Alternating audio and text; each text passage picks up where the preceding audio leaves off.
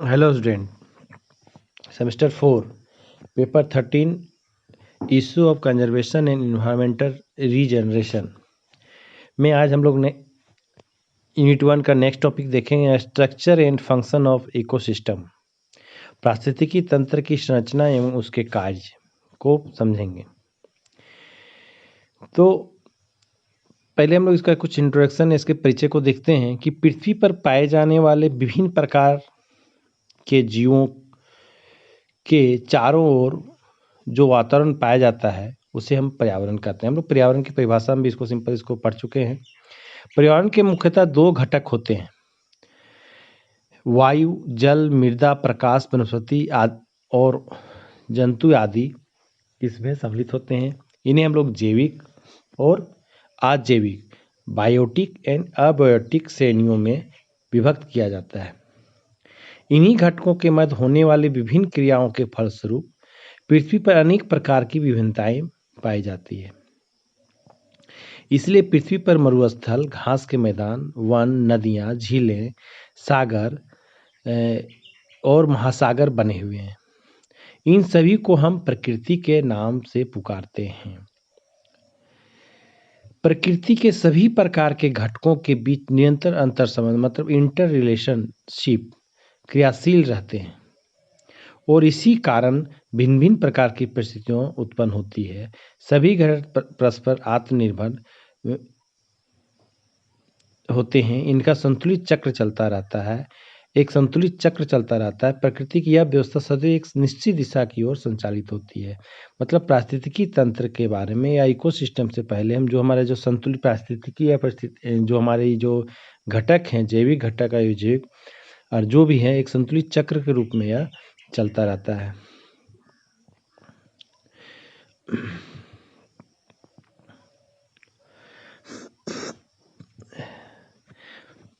तो आगे हम लोग इसको देखते हैं, इसके मुख्य पॉइंट को कि पारिस्थितिकी तंत्र की परिभाषा को समझते हैं कि डिफाइन ऑफ इकोसिस्टम, प्रकृति के विभिन्न घटकों की क्रियाशीलता से उत्पन्न संपूर्ण संतुलित व्यवस्था को हम पारिस्थितिकी तंत्र कहते हैं।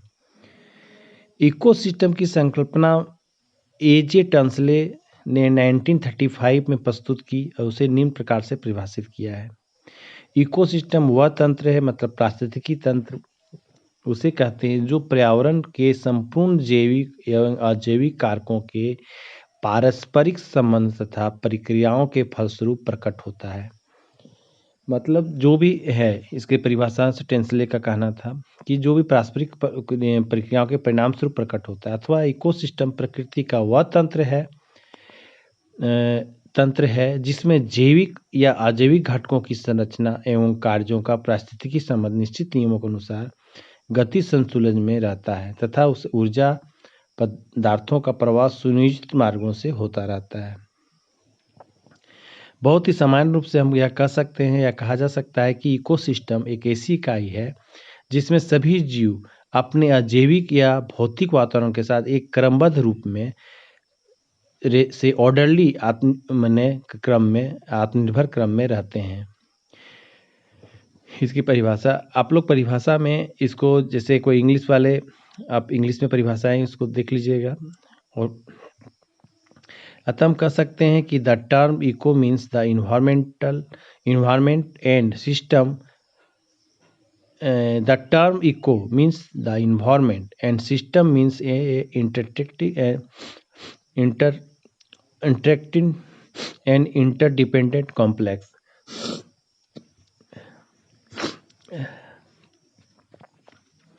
तो हम लोग इसको पारिस्थितिकी तंत्र की परिभाषाएं को जाने। अब हम लोग इसको देखते हैं पारिस्थितिकी तंत्र की संरचना। परिभाषाएं जाने इसके हम लोग कुछ प्रकार, जैसे पारिस्थितिकी तंत्र के कुछ प्रकार हैं जो इसको प्रदर्शित करता है। तो प्रकार में हम लोग पारिस्थितिकी तंत्र के प्रकार में जो प्राकृतिक रूप से होता है, पहला प्राकृतिक और दूसरा कृत्रिम। प्राकृतिक में स्थलीय है, जलीय है। स्थलीय में मैदान जो घास का स्थल है, मरुस्थल, वन, पठार, पर्वत, पठार आदि। और जलीय में नदी, झरना, समुद्र, तालाब, झील आदि। और कृत्रिम जो मानव निर्मित होते हैं, जैसे खेत, उद्यान, चारागाह इत्यादि को हम के रूप में इसको जान सकते हैं। अब हम लोग मुख्य रूप से इसके जो मुख्य टॉपिक हैं, पारिस्थितिकी तंत्र की संरचना, इसकी हम लोग चर्चा करते हैं संरचना के बारे में। तो पारिस्थितिकी तंत्र की संरचना दो घटकों के से बना है या दो घटकों के मेल से इसकी संरचना का निर्माण हुआ है। पहला हम लोग शुरू में ही चर्चा की है, जैविक घटक, बायोटिक कंपोनेंट और अजैविक घटक, अबायोटिक कंपोनेंट। इसको हम लोग क्रमबद्ध रूप से देख सकते हैं कि जैविक घटक ये निम्न प्रकार के होते हैं। पहला स्वपोषित अथवा उत्पादक, मतलब प्रोड्यूसर। स्वपोषित यहाँ पहला हम लोग पहले समझते हैं स्वपोषित को। स्वपोषित में क्या है, वे हरे सजीव पादप सदस्य जो साधारण अकार्बनिक, आप लोग इसको आराम से सुनिएगा कि स्वपोषित अथवा उत्पादक में वे हरे सजीव पादप सदस्य जो साधारण अकार्बनिक पदार्थों को प्राप्त कर प्रकाश संश्लेषण की क्रिया द्वारा जटिल पदार्थ भोजन के रूप में निर्माण करने में सक्षम होते हैं, स्वपोषित कहलाते हैं। ये जीव प्रमुख रूप से सूर्य के प्रकाश से ऊर्जा प्राप्त करते हैं, जिसके लिए इनमें पर्णहरित नामक पदार्थ होता है। इस प्रकार के घटक उत्पादक कहलाते हैं। आप लोग इसको आराम से इसको लिखिएगा, क्योंकि ये उत्पादक खाद्य पदार्थों के विभिन्न प्रकार से संचय भी करते हैं। अतः यही संचित खाद्य पदार्थ सभी प्रकार के जीवों के लिए प्रत्यक्ष व परोक्ष रूप से भोजन का स्रोत होते हैं। हम लोग उत्पादक के रूप में और थोड़ा इसको समझेंगे कि हरे पौधे सूर्य की ऊर्जा के प्रयोग से प्रकाश संश्लेषण क्रिया द्वारा अपना भोजन स्वयं बनाते हैं, जिसे पारिस्थितिकी तंत्र में घटक उत्पादक या स्वपोषी कहते हैं।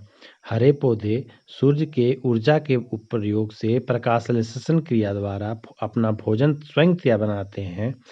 पारिस्थितिकी तंत्र में ऐसे घटक उत्पादक या स्वपोषी कहलाते हैं। हरे पौधे द्वारा सूर्य उपस्थित में पानी और वायुमंडल में कार्बन डाइऑक्साइड का उपयोग कर भोजन निर्माण करने की क्रिया को हम लोग प्रकाश संश्लेषण कहते हैं। प्रकाश संश्लेषण क्रिया क्या होता है, किसे कहते हैं हम लोग?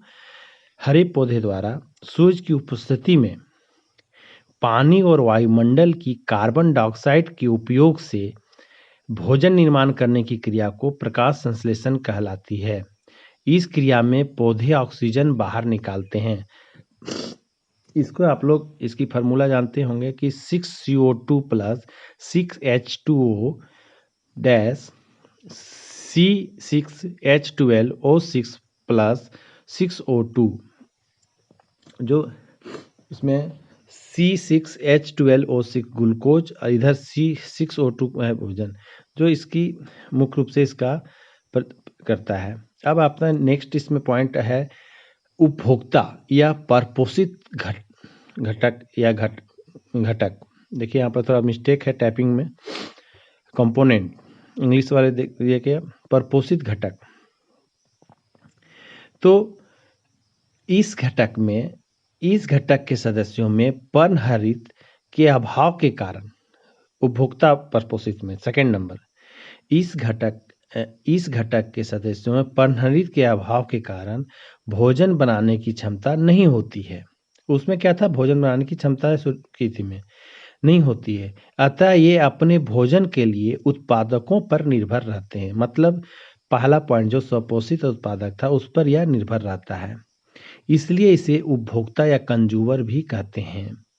ये उपभोक्ता उत्पादकों द्वारा उत्पादित संचित भोजन का उपयोग करते हैं और इसी क्रम में उपभोक्ता हम लोग निम्न श्रेणियों में इसको बांट सकते हैं। जैसे प्रथम श्रेणी के उपभोक्ता, द्वितीय श्रेणी के उपभोक्ता और तृतीय श्रेणी के उपभोक्ता। Consumer of the first order, consumer of the second order, consumer of the third order.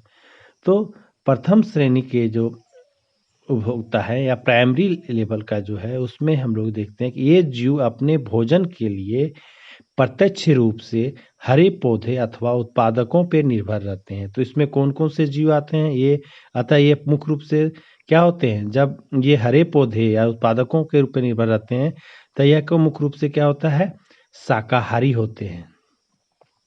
इसमें हम लोग जैसे चूहा, कीट, बकरी, गाय, खरगोश, हिरन आदि ये सब शाकाहारी हैं जो मुख्य रूप से घास वगैरह खाते हैं, हरे पौधे को खाते हैं। तो हरे पौधे कहाँ पे प्रकाश संश्लेषण की क्रिया हम लोग उत्पादक में देखे थे, जहाँ अपना खुद का वह भोजन तैयार करते हैं। तो इस प्राइमरी लेवल, सेकेंडरी लेवल या द्वितीय उत्पादक में हम लोग द्वितीय श्रेणी के उपभोक्ता वे उपभोक्ता होते हैं, द्वितीय श्रेणी के उपभोक्ता या कंज्यूमर ऑफ सेकेंड ऑर्डर या सेकेंडरी कंज्यूमर, इसको हम लोग बोल सकते हैं। वे उपभोक्ता होते हैं जो अपना भोजन प्राथमिक उपभोक्ताओं से प्राप्त करते हैं, प्राथमिक उपभोक्ताओं से प्राप्त करते हैं, द्वितीय श्रेणी के उपभोक्ता कहलाते हैं। यहाँ पे क्लियर समझने की बात है कि प्रथम श्रेणी के उपभोक्ता में हम लोग क्या के थे, कौन कौन थे उपभोक्ता था जो उत्पादक पर निर्भर करता था, और इसमें चूहा, कीट, बकरी, गाय, खरगोश आती थी। और द्वितीय श्रेणी में क्या है, यह प्रथम श्रेणी के उपभोक्ता पर यह निर्भर करता है। मतलब ये उपभोक्ता जो अपना भोजन प्राथमिक उपभोक्ता मतलब कंज्यूमर ऑफ फर्स्ट ऑर्डर पे यह निर्भर करता है। इसको समझने का चीज़ है, इसको निर्भर करता है। और तो ये जीव जो निर्भर करता है उसे द्वितीय श्रेणी उपभोक्ता कहते हैं। इसमें से क्या आते हैं, सांप, मेढक इत्यादि जीव आते हैं। सांप या मेढक, सांप मेढक क्या है, वह कीट को खा सकते हैं, चूहा को खा सकते हैं, इस पर डिपेंड करता है। सांप, मेढक उसको इत्यादि इस पे डिपेंड करते हैं। और उसके बाद नेक्स्ट आता है इसमें तृतीय श्रेणी या third consumer of third order, जिसको हम लोग शीर्ष मांसाहारी या के नाम से मतलब भी कह सकते हैं। इसमें क्या होता है कि ये जीव जो मांसाभक्षी प्राणियों अर्थात द्वितीय श्रेणी का भक्षण कर वे तृतीय श्रेणी उपभोक्ता कहलाते हैं। मतलब यहाँ क्लियर है कि एक दूसरे से रिलेटेड है। देखिए, स्वपोषित उत्पादक कहलाते हैं, वहाँ हरे पौधे होते हैं। हरे पौधे के बाद हरे पौधे को उपभोक्ता जो प्रपोषित, उसमें हम लोग 3 श्रेणी में रखे हैं, प्रथम श्रेणी, द्वितीय श्रेणी। तो प्रथम श्रेणी क्या होता है, उत्पादक पर निर्भर करता है, द्वितीय श्रेणी प्रथम श्रेणी पर निर्भर करता है, और तृतीय श्रेणी द्वितीय श्रेणी पे निर्भर करता है। तो एक दूसरे से कहीं ना कहीं इंटर रिलेशन में है, और वह तृतीय श्रेणी कहलाते हैं। मतलब इसमें तृतीय श्रेणी के उपभोक्ता मतलब वे जीव जो मांसभक्षी प्राणियों अर्थात द्वितीय श्रेणी उपभोक्ताओं को भक्षण कर वे तृतीय श्रेणी उपभोक्ता कहलाते हैं। ये सर्वाहारी, शाकाहारी का भी भक्षण कर लेते हैं। ये वे जीव होते हैं जो जीवों को तो भक्षण कर लेते हैं, किंतु इन्हें कोई भी प्राणी नहीं खा सकते हैं। जैसे इनके अंतर्गत क्या आता है, ये शीर्ष उपभोक्ता या टॉप कंज्यूमर भी इसे कह सकते हैं। चीता, शेर, बाज, गिद्ध आदि इस श्रेणी के अंतर्गत आते हैं। हम लोग इसको फिर थोड़ा सा इसको और समझने का प्रयास करते हैं दूसरे पुथी में उपभोक्ता को। देखिए, उपभोक्ता इसके अंतर्गत तो वे सजीव आते हैं। फिर से हम लोग उपभोक्ता समझते हैं उस पॉइंट को, आते हैं जो अपना भोजन स्वयं नहीं बना पाते तथा अपने भोजन के लिए वे पौधों या अन्य जीवों पर निर्भर रहते हैं। इस कारण इन्हें पारिस्थितिकी तंत्र की परपोषी घटक भी कहते हैं। इसी कारण इन्हें पारिस्थितिकी तंत्र के और ये उत्पादक द्वारा तैयार भोजन या अन्य जीवों को उपयोग करते हैं, इन्हें उपभोक्ता कहते हैं। इसको हम लोग उपभोक्ता को अच्छी तरह समझें। और इसके अब हम लोग इसमें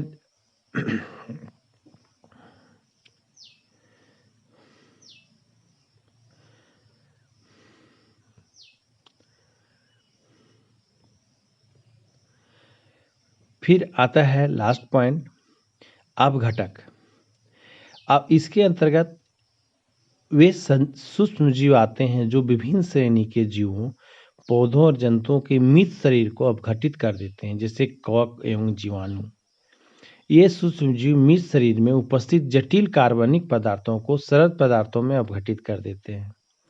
ये सरल पदार्थ पौधों को उपयोग में उपलब्ध करते हैं। इस प्रकार यह चक्र चलता रहता है। मृत जीवों पर निर्भर रहने के कारण अपघटों को मृत जीवी भी कह सकते हैं।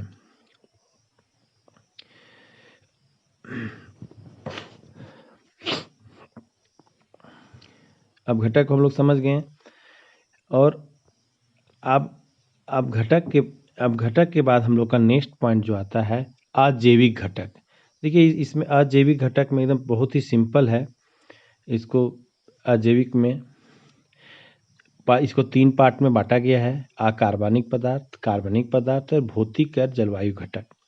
तो अकार्बनिक पदार्थ में क्या क्या है, इसमें कौन कौन से आते हैं, जैसे जल, वाटर, एलिमेंट। तत्व में क्या क्या है, जो इसके nitrogen, carbon, calcium, sulphur, phosphorus, forces इत्यादि वातावरण इनको अपने चक्र में लाते हैं। कार्बनिक पदार्थ हैं जैसे कि प्रोटीन्स, कार्बोहाइड्रेट्स, फैट्स, जैविक अंश इसके अंतर्गत सम्मिलित किए जाते हैं। भौतिक एवं जलीय घटक के अंतर्गत हम लोग क्या क्या देखते हैं, फिजिकल एंड केमिकल कॉम्पोनेंट में टेम्परेचर, विंड, रेनफॉल, ह्यूमिडिटी, आर्द्रता है ना। इसमें हम लोग ताप देख सकते हैं, जल, वायु आदि पारिस्थितिकी तंत्र को हम लोग इसके अंतर्गत सम्मिलित कर सकते हैं। इस तरह हम लोग इसकी संरचना को बहुत ही ब्रीफ में समझें।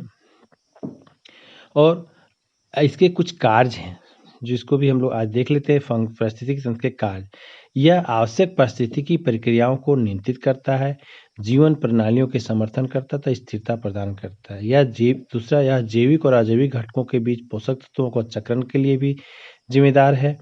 यह पारिस्थितिकी तंत्र में विभिन्न ट्रॉफिक स्तरों के बीच संतुलन बनाए रखता है। यह जीवमंडल के माध्यम से खनिजों को चक्रित करता है।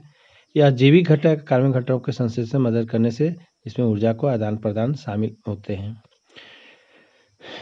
थैंक यू आज के लिए। अब नेक्स्ट हम लोग नेक्स्ट टॉपिक को देखेंगे इसको। Thank you.